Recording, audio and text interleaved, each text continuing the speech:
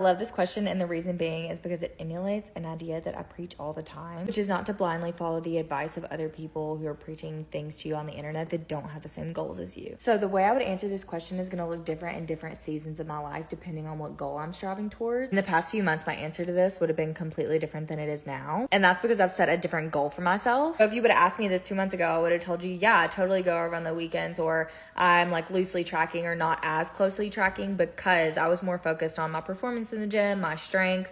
I wasn't really focused on, okay, I have to be down on the scale every week. But when your goals are different and you're someone who has a really big weight loss goal or a really big goal as far as wanting to see scale weight progress, you absolutely need to take a different approach. And so the phase I'm in right now, goal-wise, lines up with this because I'm leaning down for summer and I'm in a really strict caloric deficit. So right now, my weekends are super strict. I'm not going over on calories. I'm hitting my protein goal. I'm hitting my workouts. I'm hitting my steps. I'm checking off all my boxes right now because that's what's required of me to get to the goal that I want and I've set for myself. So the answer to this definitely depends on what your goal is. But if you're someone who has a goal of weight loss, I definitely would not recommend using your weekends as days that are structured off plan, because that can really hinder your progress and it can stretch out the length of time that it takes to get to a particular goal instead of you just being disciplined a shorter amount of time and making it happen quicker for yourself. And one thing I've noticed through coaching like so many women is that weekly scale weight progress when you have a weight loss goal is something that really aids in consistency, and it keeps you super motivated and on pace for like the end goal because you're not getting stuck in a maintenance by going off plan every weekend. So the answer to this depends on your goal, and you will have different seasons of life in which this changes for you, just because